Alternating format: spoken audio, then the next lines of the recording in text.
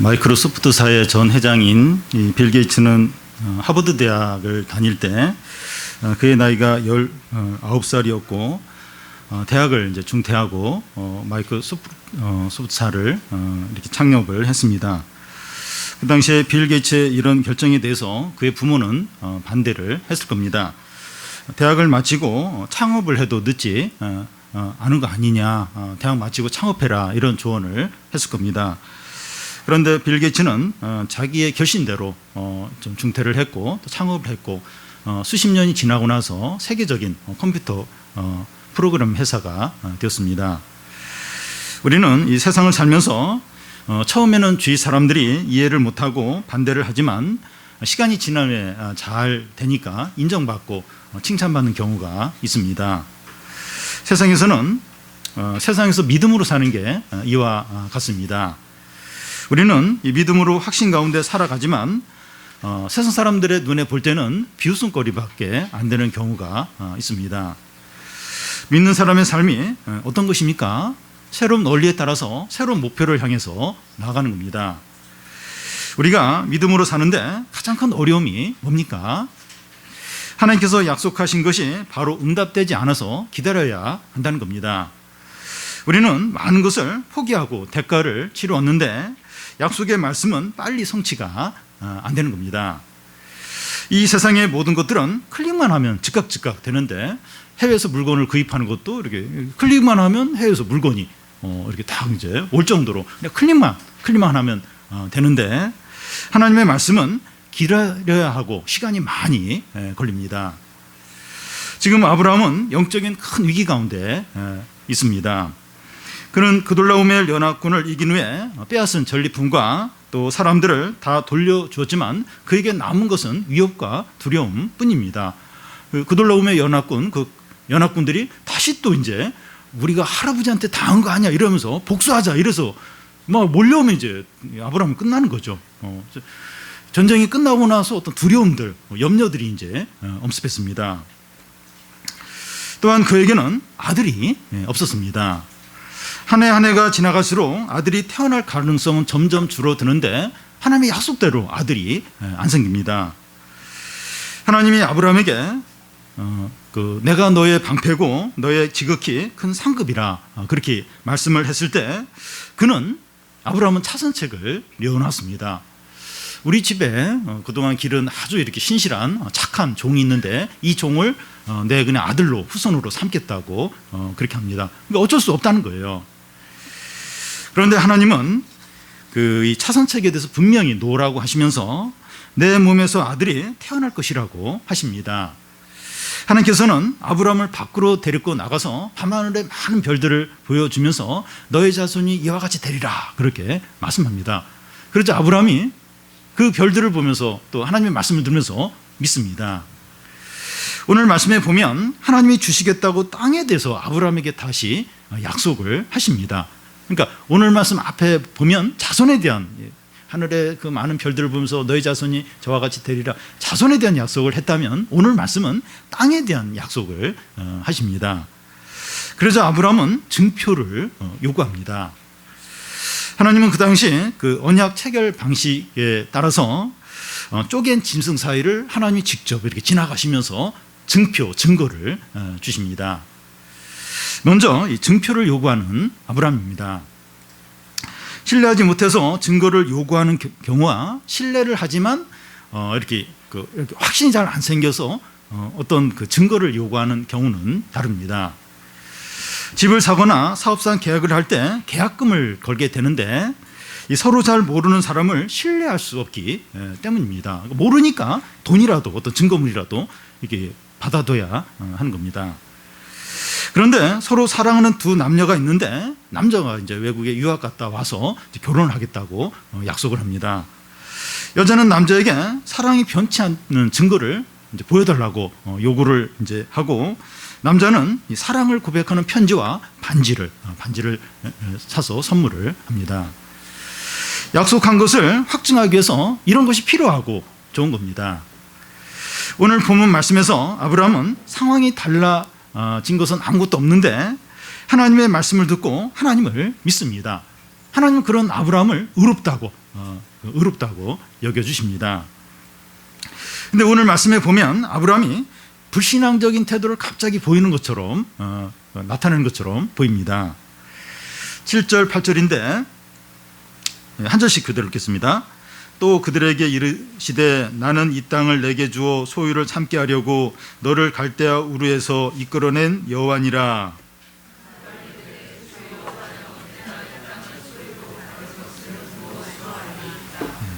앞에서 하나님은 자손에 대해서 아브라함에게 약속을 해 주셨을 때 아브라함은 하나님을 믿었습니다. 그런데 이 하나님은 땅에 대한 약속을 다시 하시자 이번에 그 아브라함은 땅을 나와 내 자손에게 주시겠다는 증거를 달라고 요구를 합니다. 아브라함이 이제 이런 질문을 보면 땅에 대해서 땅 문제에 대해서 지금 불신이 생긴 것처럼 보입니다. 땅 문제는 이제 믿을 수 없으니까 증거를 보여달라. 뭐 자식 문제는 뭐 그냥 하늘의 별을 보면서 그렇게 말씀하니까 믿었는데 이 땅 문제는 나 못 믿겠다. 증표를 달라. 이제 그렇게 하는 것처럼 보입니다. 우리가 하나님의 말씀을 들을 때 증거를 보여달라고 하는 게 불신앙입니까? 아니면 신앙입니까? 사사기에 보면 이스라엘이 미디안에 7년 동안 압제를 받고 나서 그런 가운데 있을 때 여호와의 사자가 이제 기드온에게 나타납니다. 여호와의 사자는 기드온에게 큰 용사여, 하나님이 너를 들어서 미디안을 이제 이기게 하실 거다. 이제 이런 말씀을 이제 전합니다. 이제 기드온은 양털 뭉치를 들어 내어놓고 이제 양털 뭉치에만 이슬이 내리고 다른 곳에 이슬이 내리지 않게 그런 증표를 주면 믿겠다고 그렇게 하자. 그렇게 돼요. 그렇게 돼. 그러자 또 한 번만 이제 또 한 번만 증거를 보여달라고 하면서 반대로 이번에는 양털 뭉치에만 이슬이 안 내리고 다른 데 다 이슬이 내리게 해달라고 그렇게 말하자 그 다음날 보니까 그렇게 되었습니다. 기드온은 두 번에 걸쳐서 하나님의 증표를 받은 후에 300명을 데리고 미디안 12만 명을 이기게 됩니다. 끝까지 싸워서 이기게 됩니다. 기드온이 하나님께 증표를 구한 이유는 하나님을 시험하거나 불신해서가 아니라 자신의 믿음이 약하니까 하나님을 더 온전히 믿기 위해서 이런 증표를 요구를 한 것입니다. 아브라함이 땅에 대한 증표를 구한 것은 의심이나 불신 때문이 아니라 이 자신의 믿음이 약하기 때문입니다. 증표를 통해서 하나님을 더 온전히 믿고 싶어서 제가 믿음이 약하니까 증표를 보여주십시오 하면서 지금 요구를 이제 하는 겁니다. 하나님은 믿음이 없거나 약한 사람에게 증표를 구하라는 말씀을 하신 적이 있어요. 다른 곳에서도 여러 번 그렇게 하십니다. 그래서 증표를 통해서라도 좀 믿음이 더 좀 분명해지고 더 온전해지라는 겁니다. 근데 우리는 믿음이 없을 때 그것을 숨기려고 합니다. 하나님 앞에서 자신의 상태를 인정하려고 하지 않고 또 공동체 안에서 모임 안에서도 그 얘기를 잘 하려고 하지 않습니다. 하나님 앞에서 믿음이 없는 자신의 상태를 말하는 것을 수치로 여기고 또 다른 사람들에게 덕이 되지 않는다고 그렇게 생각을 합니다. 내가 지금 교회 생활을 이렇게 했고 또 직분자인데 내가 또 이 얘기를 하면 또 믿음이 약한 사람이 보면 어떻게 여길까 이러면서 수치로 여기고 내가 또 이런 얘기하면 또 신앙생활 잘한 사람 괜히 흔들어 놓는 거 아닌가 이제 그런 생각을 이제 합니다. 그런데 자신의 안 좋은 영적인 상태를 드러내면 그 당시 그 자리에서 다른 사람이 조금 어떤 그 안 좋은 영향을 이제 받을 수 있을 것 같은데 시간이 지나고 보면 자신이 치료되고 회복이 됩니다. 약간 그런 위험이 있긴 하지만 오히려 이제 그렇게 얘기를 하고 나서 이제 자기가 회복이 돼요. 믿음이 다시 생기는 경우가 많습니다. 왜냐하면 그 성도들 앞에서 또 믿는 사람들 앞에서 자신의 이렇게 어려움들, 자기가 또 불안해하는 걸 이야기하는 것은 하나님께 내어놓는 거죠. 그 가운데 계신 주님께 내놓는 거죠. 그러니까 주님이 회복을 시켜주세요. 이렇게 응답을 해주십니다. 여러분, 나는 너의 지극히 큰 상급이다 이렇게 말씀하시는 하나님 앞에서 차선책을 내어놓는 아브라함이 놀랍지 않습니까? 이전 말씀인데 이전 우리 집에서 기른 종을 그냥 후손으로 삼겠다 그렇게 타산책을 내놓는 거 놀랍지 않습니까? 이 땅을 주려고 그 갈대아 우르에서 너를 이제 이끌어냈다 이렇게 말씀하시는 하나님 앞에서 무엇으로 그걸 믿을 수 있습니까? 징표를 보여주십시오. 이거 참 대단하지 않습니까? 어떻게 무슨 배짱으로 하나님께 이렇게 할 수 있습니까? 우리가 의심과 불신앙과 침체 가운데 있을 때 자신이 그런 상태에 있다는 것을 이야기를 잘하는 겁니다. 이거 덕이 안 되고 참 믿음이 없는 게 이게 부끄럽다 그렇게 하지 마시고 내가 의심하는 거 불안해하는 거 이런 걸 이제 솔직하게 이야기를 하는 게 좀 필요합니다. 물론 이제 지혜는 좀 있어야 되지만 그러니까 이제 그러니까 솔직하게 이야기한다 할 때 좀 지혜가 있어야 돼요. 예를 들어 너무 부정적인 이야기 그걸 너무 이제 그걸 신앙이 약한 사람한테 막 이야기를 하게 되면 그건 분명히 시험거리가 될 수 있어요. 뭐 교회나 어떤 성도들이나 뭐 부정적인 이야기를 너무 막 그게 힘드니까 이렇게 부모가 자식에게 또 약한 사람에게 신앙이 어린 사람에게 이야기를 하면 그게 시험거리가 될 수 있어요. 근데 자신의 약한 부분 내가 이런 거 가지고 걱정하고 염려하고 있다 이런 이야기는 괜찮습니다. 그런 이야기는 참 우리 부모님도 그리고 또 신앙이 좋은 저분도 저런 거 가지고 고민을 하시는구나. 그래서 오히려 이제 격려를 이제 받을 수가 있습니다. 그래서 의심이 되고 이렇게 자꾸 이렇게 염려가 되고 이런 건 그냥 숨기지 말고 이렇게 이야기를 이제 하는 게 필요합니다. 그리고 온전한 믿음을 위해서 증표를 보여달라고 기도하시기 바랍니다. 하나님은 이미 우리들에게 많은 증표를 주셨는데 우리는 모르는 경우가 많습니다. 전에 기도를 했는데 필요한 돈이 채워지고 질병이 낫고 또 사람이 변하고 어려움이 해결된 일들은 증표입니다. 증표입니다. 우연의 일치라고 생각할 수 있지만 그 우연 아니야 우연? 근데 우연도 하나님이 허락하지 않으면 안 일어납니다. 사실 우리가 믿음의 눈으로 우리의 삶을 돌아보면 하나님은 너무나 많은 증표들을 주었습니다. 자꾸 잊어버립니다. 근데 누가 그 얘기를 해요. 그거 참 이거 놀랍지 않냐고. 그럼 그때서야 참 그렇구나. 그런 생각을 하게 됩니다. 우리 교회 13년 지금 되어 가는데 참 이렇게 돌아보면 참 놀라운 기적들 이게 너무나 많아요. 근데 자꾸 잊어버려요. 자꾸 잊어버리는데 이렇게 우리가 이렇게 돌아보면 이렇게 하나님이 이렇게 응답해 주시고 기적을 일으켜준 증표들이 많이 있습니다. 이미 주신 증표들이 우리 눈에 보일 수 있게 해달라고 기도할 필요가 있습니다. 개인적으로 가정 안에서나 교회 안에서나 이미 증표들을 주셨는데 자꾸 잊어버려요. 그래서 자꾸 제로 베이스가 되는 거예요. 자꾸 처음으로 돌아가서 두려워하고 낙심하고 같은 문제인데 그런 경우가 많습니다. 주님께서 이미 주신 증표들 개인적으로 가정 안에서 공동체적으로 그 주신 증표들이 잘 보이게 해달라고 그래서 하나님을 더 온전히 믿게 해달라고 기도할 필요가 있습니다. 다음은 이 땅에 대한 하나님의 계획입니다. 고대 사회에서 서로 어떤 계약을 할 때 계약서의 내용을 정한 후에 짐승을 갈라놓고 그 사이를 쌍방이 지나가는 식으로 했습니다.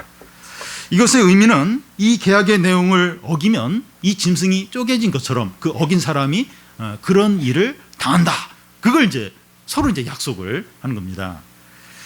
하나님은 아브라함에게 짐승들을 준비하라고 하십니다. 9절에서 11절까지 한 절씩 교대를 읽겠습니다.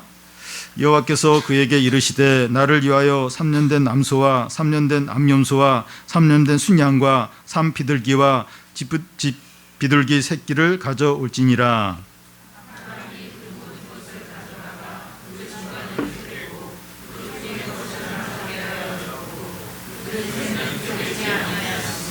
설계가 그 사체 위에 내릴 때에는 아브라함이 쫓았더라. 하나님께서 그 당시 그 언약 체결 방식인 이 쪼개놓은 짐승 사이를 지나가면 이제 증표가 되는 겁니다. 근데 하나님은 이제 해질 때까지 아무 일도 하지 않는 겁니다. 설계들이 이제 짐승들의 이제 피냄새를 맡고 자꾸 그걸 먹으려고 이제 내려올 때마다 이제 아브라함은 그걸 이제 쫓는 거예요. 독수리 같은 게 막 내려오면 못 내려오도록, 먹지 못하도록 쫓습니다. 하나님은, 아브라함은 하나님께서 말씀하신 대로 다 준비해 놓고 계속해서 지금 기다리고 있습니다. 왜 하나님은 쪼개놓은 짐승 사이로 빨리 이제 지나가시지 않고 시간을 지체를 왜 이렇게 하십니까? 빨리 그냥 확 지나가고 빨리 증표 주시면 좋겠는데 왜 이렇게 지체하면서 자꾸 이제 그렇게 하십니까? 그러니까 지금 빨리 지나가고 증표를 주는 것보다 더 중요한 게 있기 때문입니다. 그것은 아브라함에게 이 하나님의 계획을 알려주는 겁니다. 앞으로의 하나님의 계획을 알려주는 이게 너무나도 중요했던 겁니다. 아브라함의 자손들이 애굽에 내려가서 400년 동안 큰 민족이 되고 애굽 사람들에게 압제를 당하지만 하나님께서 10가지 재앙으로 애굽을 치자 이스라엘 백성들이 애굽에서 나오게 되는데 많은 재물을 가지고 나와서 가나안 땅을 차지하게 된다는 하나님의 계획입니다. 하나님은 아브라함을 종으로 여기지 않고 친구로 여기십니다. 종과 친구의 사이가 뭡니까? 종은 그냥 주인이 시키는 대로 합니다.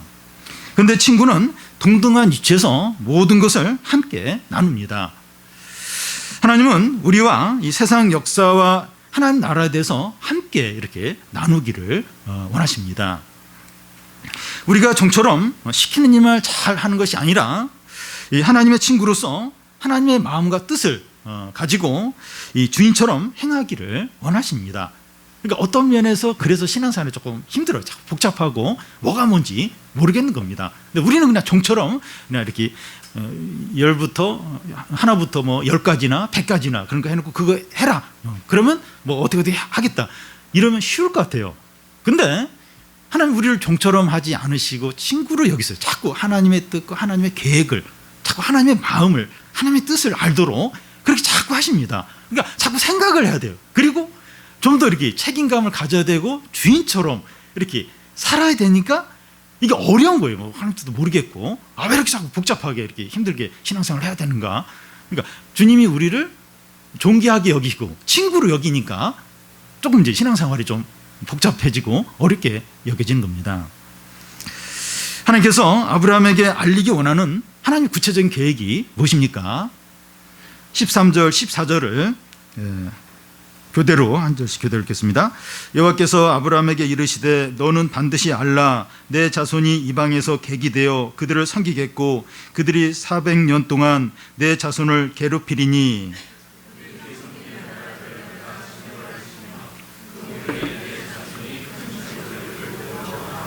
네. 먼저 아브라함의 자손들이 400년 동안 이방 나라의 객이 되어 노예로 섬기겠고 괴롭힘을 당하는 겁니다. 이 말씀은 실제로 야곱의 이제 아들 70명이 애굽에 내려와서 200만 명으로 엄청나게 이제 증거를 하게 되는데 요셉을 모르는 애굽 왕이 등장하면서 이스라엘 백성들을 모질게 학대했습니다. 왜 하나님은 아브라함의 자손에게 이런 고통과 학대를 허락을 하십니까? 야곱의 자손 70명이 내려가서 200만 명으로 증가했는데 그 요셉이 이제 애굽 총리로 큰 공로를 끼치게 되는데 그걸 몰라요. 모르는 그 애굽 왕이 등장하면서 모질게 이스라엘 백성들을 괴롭혀요. 하나님 이런 일을 허락을 하십니다.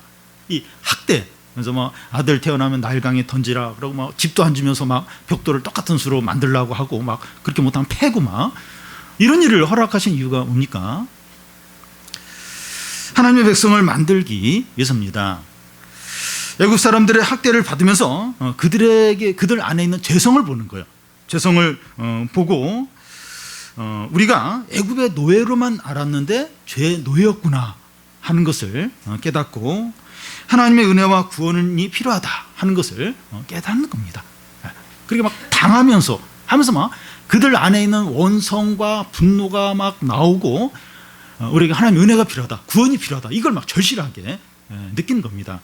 그래서 출애굽기 앞부분에 보면 부르짖어요. 막 하나님께 부르짖어요. 하나님의 구원을 이제 구하는 겁니다. 만약에 애굽 사람들이 이스라엘 백성들을 잘해주고 애굽 생활이 너무 편했으면 이스라엘 백성들은 하나님을 안 찾아요. 안 찾고 하나님의 약속도 다 잊어버렸을 겁니다. 하나님의 약속, 그게 무슨 필요가 있어? 지금 외국 생활 좋은데, 잘해주는데, 그러면서 하나님을 안 찾아요. 하나님의 구원도 생각 안 하고 하나님의 약속도 다 잊어버리게 될 겁니다. 그런데 애국 생활이 너무 힘드니까 하나님을 찾아요. 그리고 약속의 땅을, 하나님이 약속한 땅을 소망하는 거예요.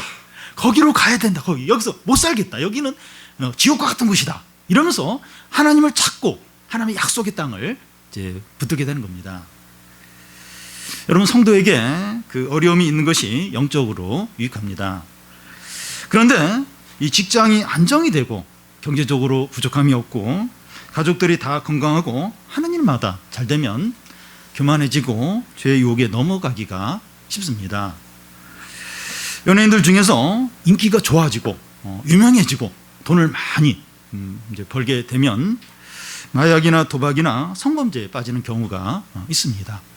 우리가 매스컴에서 자주 보는데 돈이 있고 인기가 있고 요즘 권력이 있어요. 돈과 인기, 그게 그 자체가 힘입니다. 무서운 게 없어요. 더 이상 무슨 재미?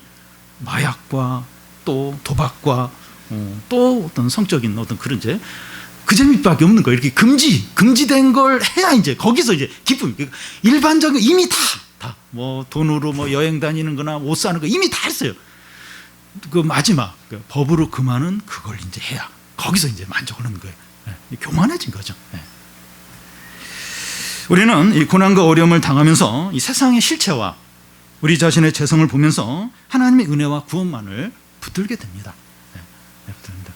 그래서 우리가 이제 부족하고 어려움이 있으니까 어떤 면에서 지금 이 자리에 있는 겁니다. 이 자리에. 그런 걸 통해서 더 하나님의 은혜를 바라보고 구원을 소망하게 이제 하시는 거죠. 근데 하나님은 그의 백성을 낮추시지만 때가 되면 반드시 높이십니다. 하나님께서 때가 되어서 애굽을 치실 때 애굽 백성들이 큰 재물을 이제 가지고 나오게 됩니다. 장자가 죽는 마지막 이제 재앙이 내렸을 때 이스라엘 백성들은 애굽 사람들에게 금과 은 폐물들을 다 내어 놓으라고 해서 그것을 가지고 나오게 됩니다. 이것은 구원이 얼마나 영광스럽고 풍성한가 하는 것을 보여줍니다. 그 애굽 노예로 있었지만 나올 때는 금 폐물 다 챙겨가지고 그래서 이 구원이 얼마나 풍성한가, 얼마나 영광스러운가 하는 것을 보여줍니다. 하나님의 백성에게 고난과 연단이 전부가 아니라는 겁니다. 크리스찬은 그냥 고난, 연단, 십자가의 길을 가고 물론 그게 있지만 전부가 아닙니다. 하나님 우리를 낮추신 만큼 높이시고 우리가 탄식한 만큼 기뻐 외치게 하시고 우리가 눈물을 흘린 만큼 웃게 하십니다. 크게 잘못한 것도 없는데 너무 이제 낮아지는 거, 너무 눈물을 많이 흘리게 하는 거예요. 나중에 얼마나 크게 웃게 하고 얼마나 높이실지 모릅니다. 과거의 고난과 아픔이 전혀 기억나지 않을 정도로 회복시키고 존귀케 하세요. 그런 일이 있었나? 기억이 안 나. 기억이 다 잊어버릴 정도로 너무나 존귀케 하시고 영광스럽게 하시고 복되게 하십니다. 이것이 아브라함의 자손에 대한 하나님의 계획이고 우리를 향한 하나님의 계획입니다. 이런 그림을 가지고 현재 삶을 사시기를 바랍니다. 이건 요행이 아니에요. 괜히 요행을 바라는 그게 아니고 이렇게 하나님의 약속이에요. 이렇게 믿음으로 살면서 고난을 당하고 이렇게 낮아지고 또 손해보고 눈물을 흘리고 이게 전부가 아니라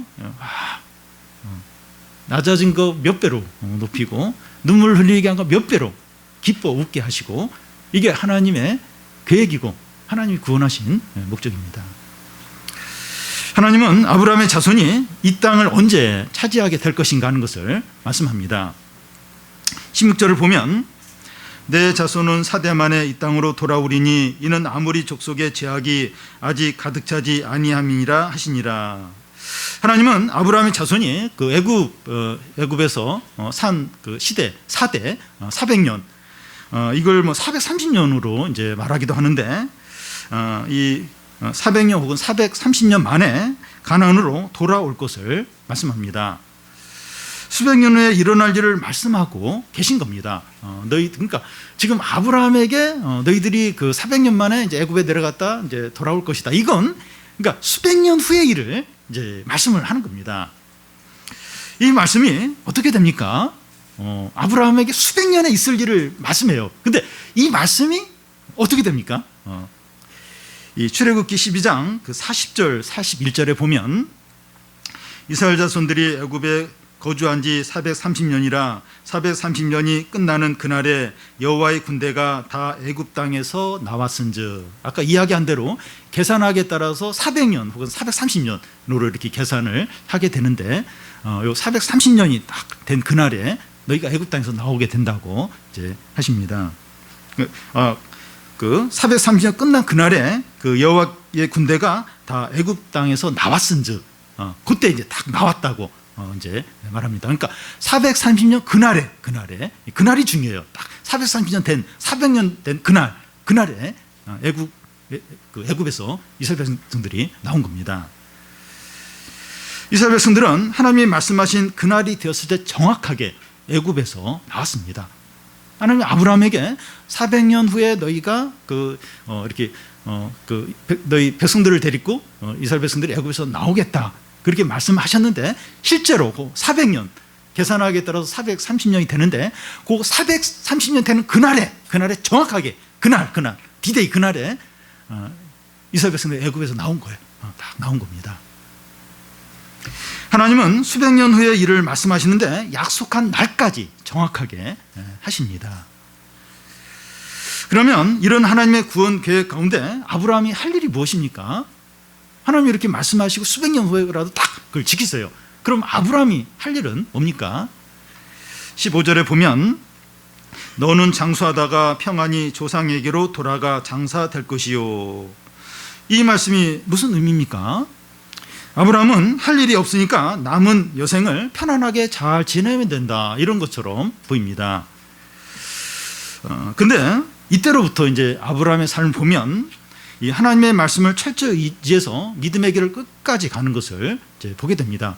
이제 방금 읽은 말씀만 보면 그냥 이제 하나님이 다 계획하시고 그냥 편안히 그냥 있다가 그냥 장수하다가 죽으면 되겠다, 그렇게 볼 수 있는데, 실제로 이 말씀을 하신 이후로 그러니까 하나님이 아브라함과 이제 이렇게 약속 앞으로의 그걸 말씀하신 이후로 아브라함의 삶을 보면 끝까지 이 말씀을 의지해서 믿음으로 가는 것을 보게 됩니다.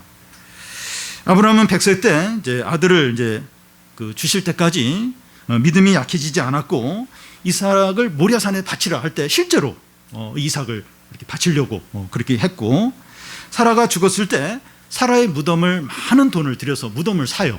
개인 소유로 그 땅을 사서 거기에 이제 사라를 장사하게 되는데, 이게 무슨 의미가 있는가 하면 앞으로 아브라함의 후손들이 가나안으로 이제 돌아오게 만드는 징검다리가 됩니다. 그 아브라함의 그 후손들 이삭 또 그 야곱 후손들이 다 이 아브라함이 산 그 동굴에 이렇게 매장을 이렇게 거기에 장사를 지내게 되는 것을 보게 됩니다.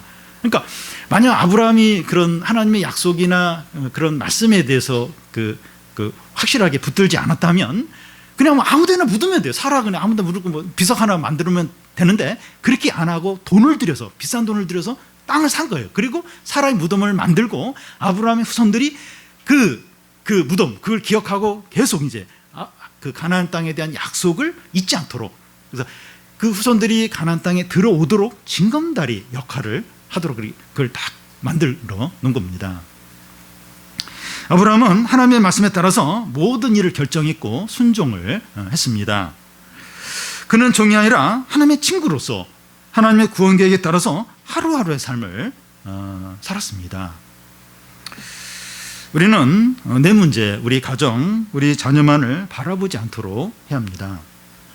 물론 이런 것들을 소홀히 하면 안 되지만, 하나님의 계획과 영원한 뜻에 따라서 우리 문제와 가정을 바라보도록 해야 합니다. 우리의 남은 생애를 어떻게 사느냐 하는 것에 따라서 우리가 후손들에게 믿음의 징검다리가 될 수도 있고 방해물이 될 수도 있다는 겁니다. 그러니까 우리가 이제 우리 일들, 우리 가족 일들, 이런 개인의 어떤 일들을 하나님의 계획과 하나님의 뜻 가운데서 바라보는 거예요. 그러니까 당장이 뭐 잘 되고 당장이 필요한 거, 그것으로만 이제 결정하고 하는 게 아니라 하나님의 말씀과 하나님의 계획과 하나님의 뜻 가운데서 보는 거예요. 진로 문제나 결혼 문제나 또 모든 문제를 바라보는 겁니다. 이제 그렇게 할 때 우리가 이제 우리 후손들, 우리 자녀들의 삶에 있어서 믿음의 징검다리가 될 수 있는 겁니다. 근데 그 반대로 그냥 당장의 이익과 돈과 어떤 성공과 그걸 위해서 모든 걸 다 이제 부모가 해버리면 애가 믿음으로 살려고 해도 부모가 한 게 걸림돌이 돼요. 부모는 이렇게 하셨는데 내가 이렇게 믿음으로 하는 게 옳은가 헷갈리게 만드는 거예요. 헷갈리게. 부모가 그런 장애물의 역할도 할 수가 있다는 겁니다. 그런데 아브라함은 하나님의 그 약속을 받고 나서 그 수백 년이 이루어질 그 약속을 바라면서 자기 남은 생애 동안에 하나하나 다 믿음을 하는 거예요. 100세까지 그 아들 약속 바라보고 기다렸고, 믿음을 기다렸고, 이삭을 바쳐라, 그 말도 안 되는 거기에 순종해서 이삭을 바치려고 했고, 사라를 아내를 장례시키면서 그럴 필요 없는데 땅을 사가지고 그래서 그 후손들이 이 가나안 땅을 계속해서 기억하고 그 약속의 땅을 잊지 않도록 마지막 생애까지 하나하나 모두 하나님의 계획과 말씀에 따라서 한 겁니다. 그래서 우리가 이제 삶을 사는데 우리가 이게 이 하나님의 나라와 하나님의 계획과 말씀에 따라서 하나하나 어떻게 보면 바보 같고 미련해 보이고 손해 보는 것처럼 보일 수 있습니다. 근데 우리의 삶과 결정이 우리 자녀들에게 믿음의 징검다리가 될 수도 있고 헷갈리게 방해물이 될 수 있는 그런 것도 될 수 있다는 겁니다. 마지막으로 하나님의 언약 체결입니다. 사무실을 얻거나 집을 사려고 할 때 이제 계약을 이제 하게 되는데, 계약의 내용에 대해서 쌍방이 다 동의한다는 이게 사인을 쌍방이 다 해야 합니다. 고대 사회에서 이 조약을 이제 체결할 때 쌍방이 갈라놓은 짐승 사이로 지나갑니다. 그런데 하나님과 아브라함의 언약 체결은 하나님만 사인을 하는 거예요. 하나님만 거기를 지나가시는 겁니다. 17절, 18절을 한 절씩 교대로 읽겠습니다. 해가 져서 어두울 때 연기나는 화로가 보이며 타는 횃불이 쪼갠 고기 사이로 지나더라.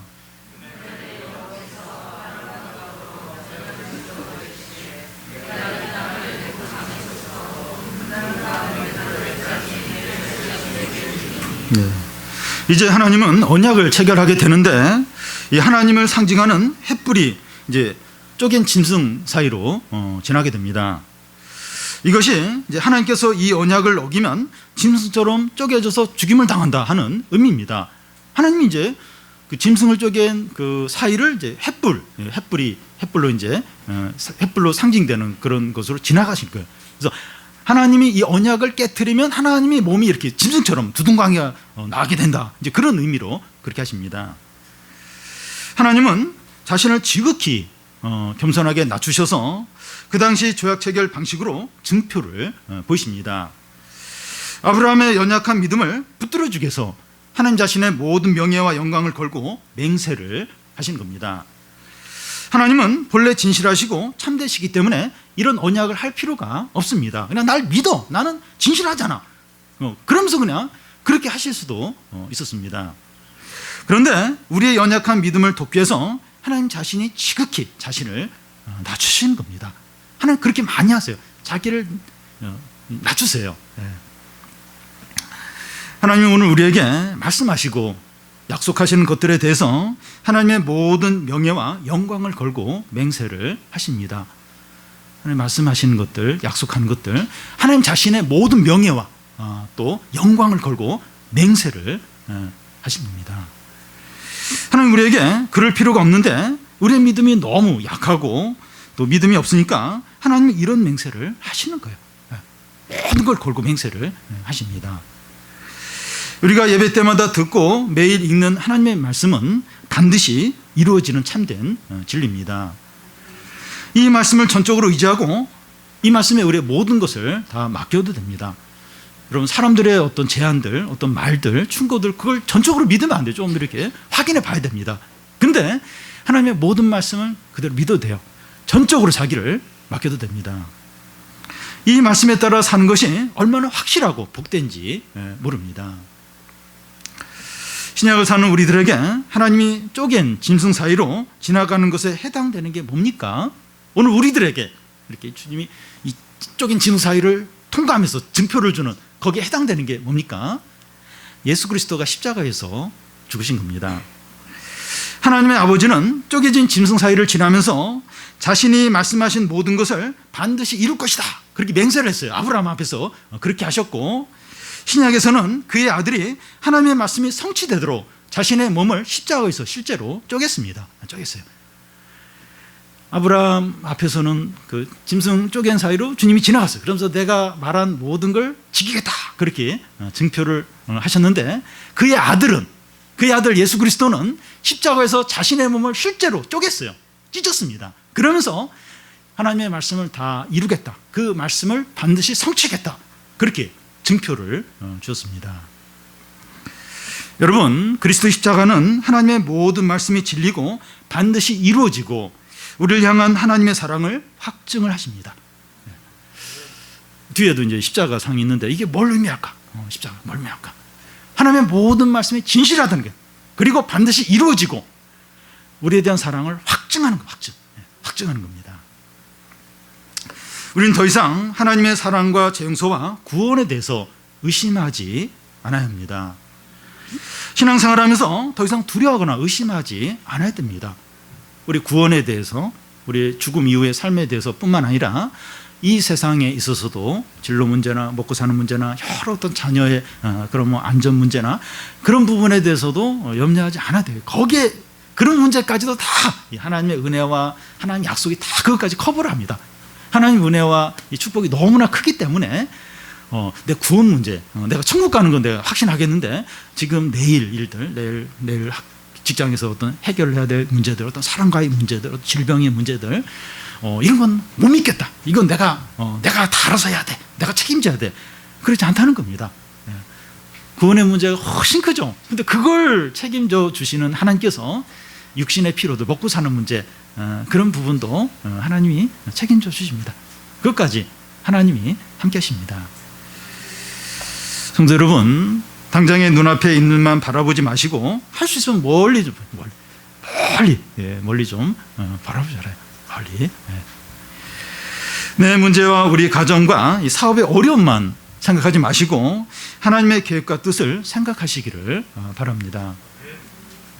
종으로 살지 마시고 하나님의 친구로 사시기를 바랍니다. 노붓처럼 뭐 이렇게 하면 고가 하나 딱 하고 다 했다고 그러면서 막 하나님께 막 요구하고 막 이렇게 하나님께 대가 요구하고 막 항의하고 그렇게 하지 마시고 하나님의 친구로서 하나님의 뜻과 하나님의 마음과 하나님의 계획을 자꾸 생각을 하는 거예요. 좀 어려울 수 있지만 자꾸 이렇게 하나님의 친구로서 친구면 이해가 되잖아요. 뭐가 이렇게 했는데 뭔가 이렇게 실망스러운 것이 있어도 친구는 이해를 하잖아요. 친구니까, 신뢰하니까. 하나님은 더더욱 그런 겁니다. 좀 고난이 있고 어려움이 있고 뭐 당장 뭐가 안 돼도 하나님이 친구잖아요. 하나님의 마음, 하나님의 뜻을 알고 하나님의 말씀을 알고 종으로 뭐가 안 되면 바로 항의하고 막 대가 요구하고 막 따지고 막 변명하고, 그게 아니라 하나님의 친구로서 하나님의 뜻과 마음을 자꾸 생각을 하는 겁니다. 매일매일 십자가의 증표를 붙들고 믿음으로 담대히 사는 성도들이 다 되시기를 바랍니다.